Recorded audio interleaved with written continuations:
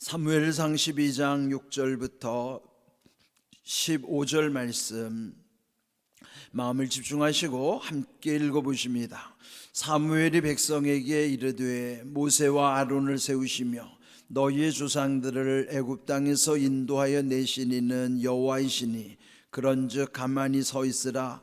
여호와께서 너희와 너희 조상들에게 행하신 모든 공의로운 일에 대하여 내가 여호와 앞에서 너희와 담론하리라. 야곱이 애굽에 들어간 후 너희 조상들이 여호와께 부르짖음에 여호와께서 모세와 아론을 보내사 그 두 사람으로 너희 조상들을 애굽에서 인도해 내어 이곳에 살게 하셨으나 그들이 그들의 하나님 여호와를 잊은지라. 여호와께서 그들을 하솔 군사령관 시스라의 손과 블레셋 사람들의 손과 모압 왕의 손에 넘기셨더니 그들이 저희를 치매 백성이 여호와께 부르짖어 이르되 우리가 여호와를 버리고 바알들과 아스다롯을 섬김으로 범죄하였나이다. 그러하오나 이제 우리를 원수들의 손에서 건져내소서.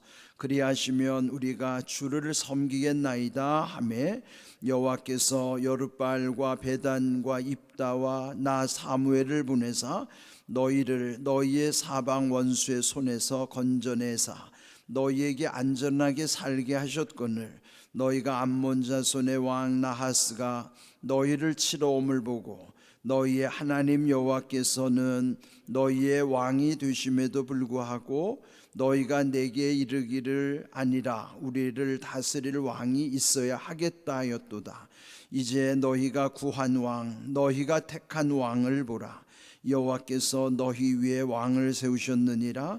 너희가 만일 여호와를 경외하여 그를 섬기며 그의 목소리를 듣고 여호와의 명령을 거역하지 아니하며 또 여호와 너희와 너희를 다스리는 왕이 너희의 하나님 여호와를 따르면 좋겠지만은 너희가 만일 여호와의 목소리를 듣지 아니하고 여호와의 명령을 거역하면 여호와의 손이 너희의 조상들을 치신 것 같이 너희를 치실 것이라. 아멘.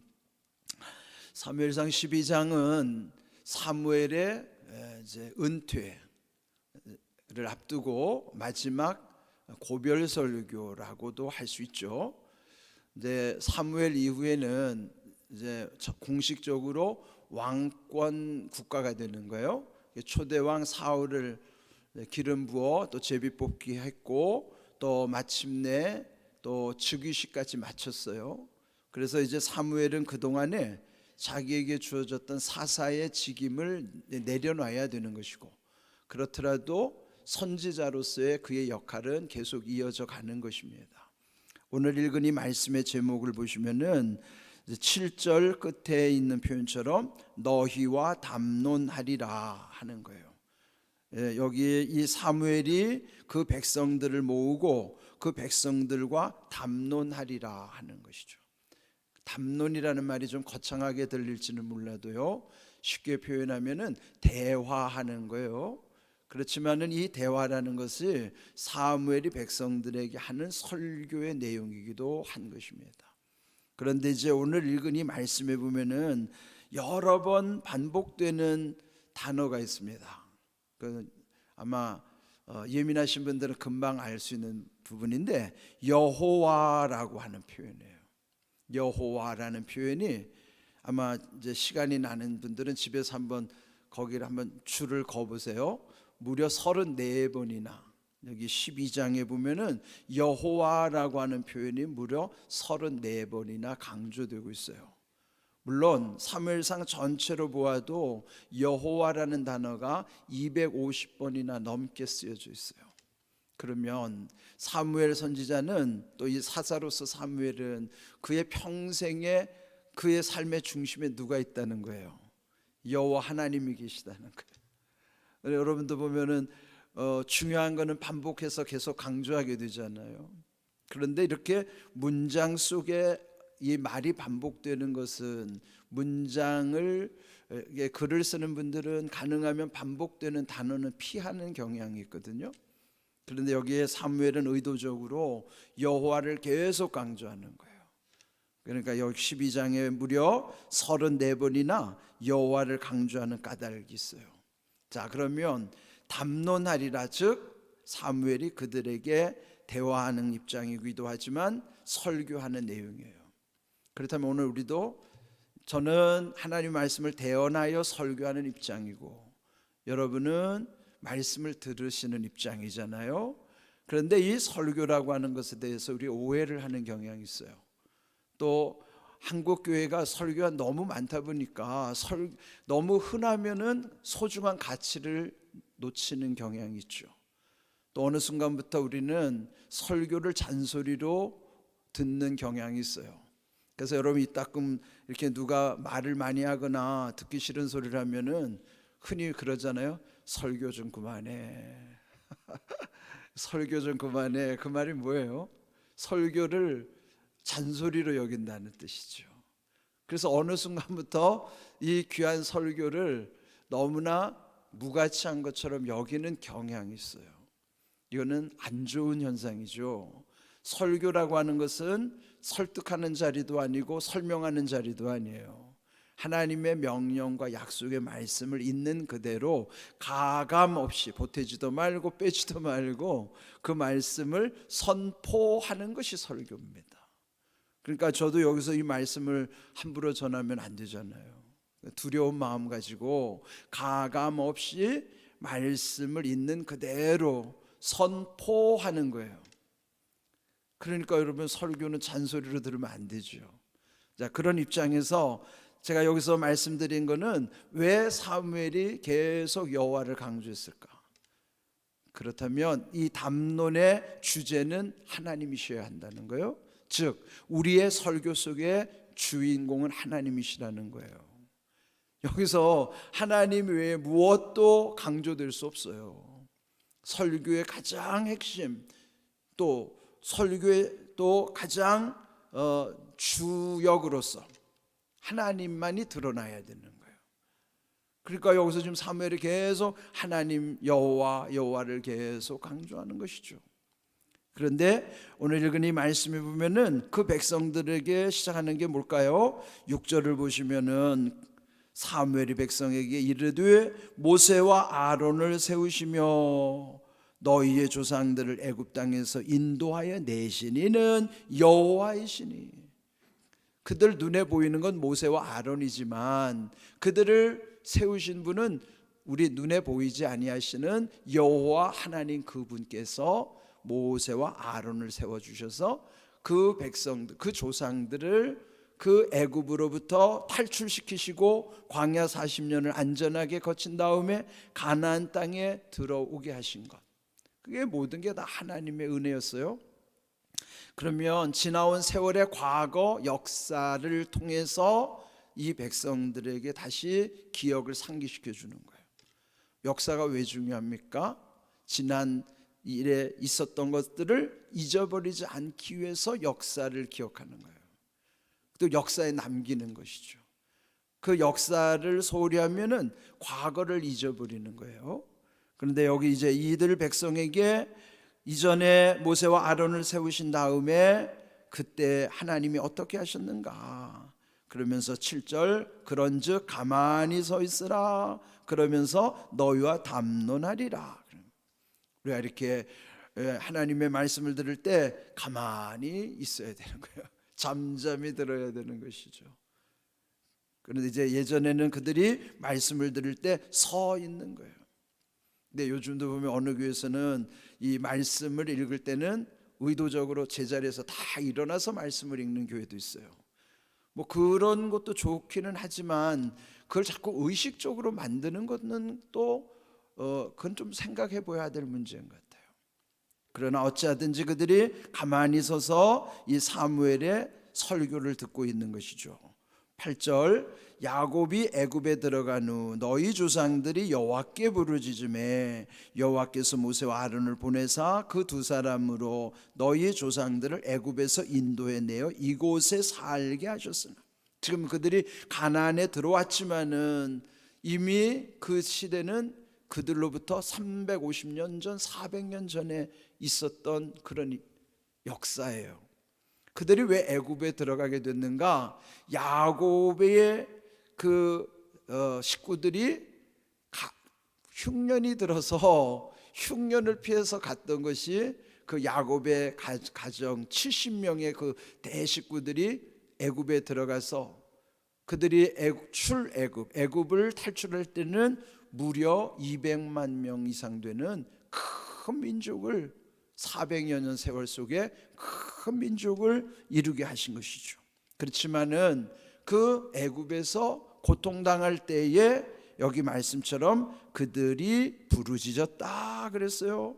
부르짖어서 하나님이 그들의 부르짖음을 들으신 다음에 모세와 아론을 보내주셨다. 그런데 문제는 9절, 그들이 하나님 여호와를 잊은지라 그랬어요.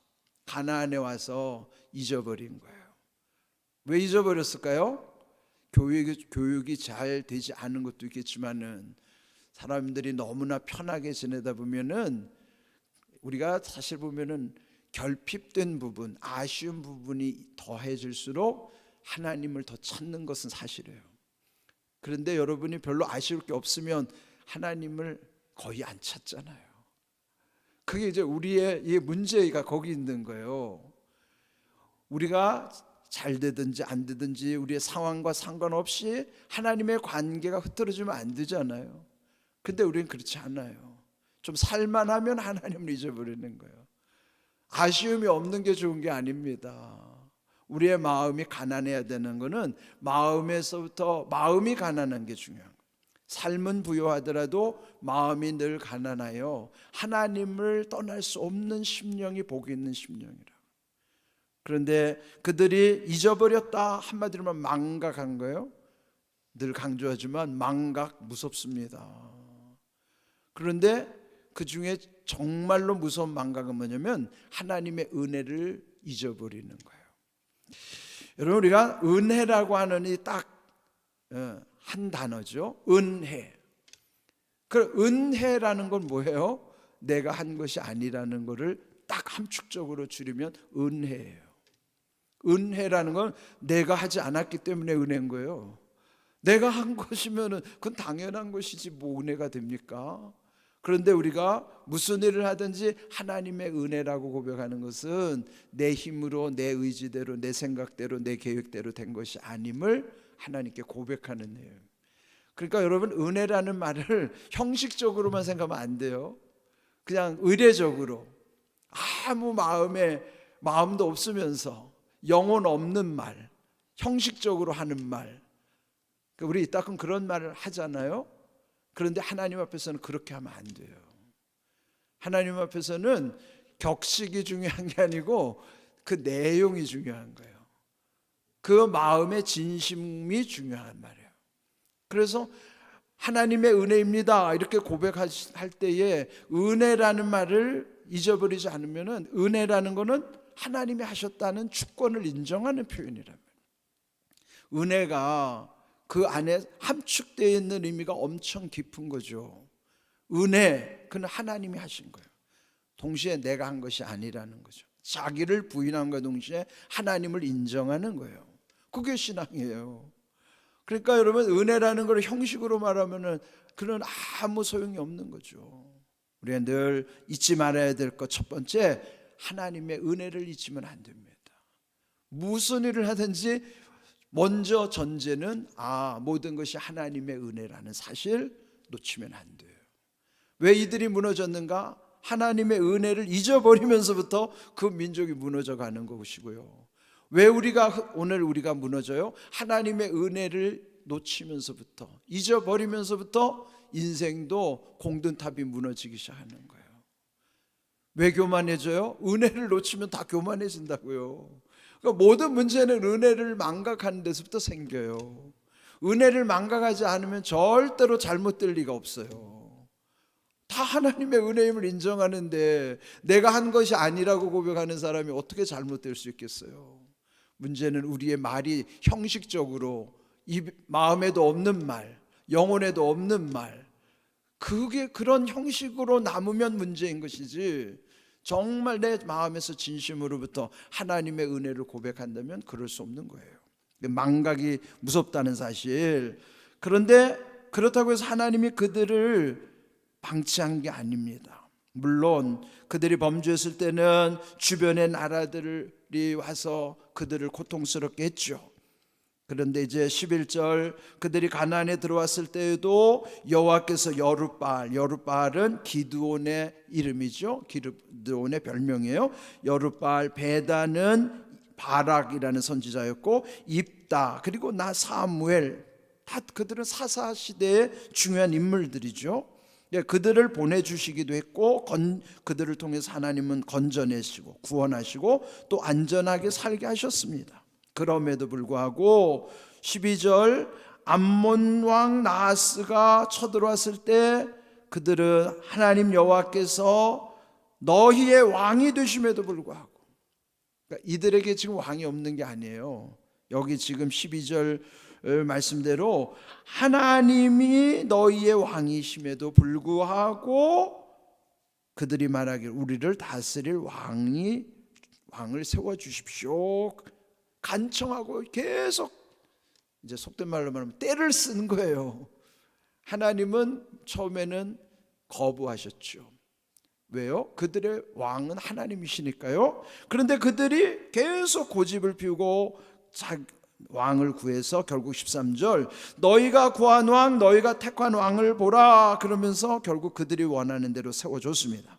그러면서 14절 15절은요, 14절은 순종하면 이런 뜻이고 15절은 불순종하면 그런 뜻이에요. 순종하면, 순종이 뭘까요? 하나님을 경외하고 섬기며 그 목소리를 듣고 그 명령을 거역하지 않으면, 한마디로 말하면 뭐예요? 그 순종하면 그 말이에요. 그렇게 순종하면 여호와, 또 너희 왕 하나님 여호와를 따르면 좋겠지만, 이게 뭐예요? 순종하면 그 왕도 함께 하나님을 따르면 그건 좋겠지만, 좋다는 게 뭐예요? 하나님이 잘 되게 하시겠다. 그러나 15절 만일 듣지 아니하고 거역하면 조상들을 치신 것 같이 너희를 치실 것이라. 그러면은 하나님의 약속대로 복이 임하는 것도 저주가 임하는 것도 결국은 누구에게 달렸어요? 당사자에게 달렸다고. 오늘 우리에게도 복을 받느냐 저주를 당하느냐, 그 누구 하기 나름이에요? 나 하기 나름이에요. 내가 하나님과의 바른 관계 속에 있으면 은혜와 복을 누리게 되겠지만은, 하나님과의 바른 관계가 끊어지면, 불순종 속에 살게 되면 옛적 조상들을 치신 것처럼 하나님은 치시겠다는 거예요. 이런 말씀에 두려워해야죠. 그러면서 우리가 2024년도를 이제 시작하면서 하나님의 말씀 붙잡고 살아간다는 게 얼마나 귀한 일인가. 그래서 여기서 오늘 하나님이 함께 하심을 계속 강조한 것처럼 우리의 삶의 중심에 늘 하나님의 은혜임을 놓치지 않고 살아간다면, 오늘 여기 말씀대로 우리에게는 하나님 주시는 은혜와 복을 평생토록 천국까지 이어가는 복된 삶이 될 줄로 믿습니다. 말씀대로 이루어지길 주님의 이름으로 축복합니다. 아멘.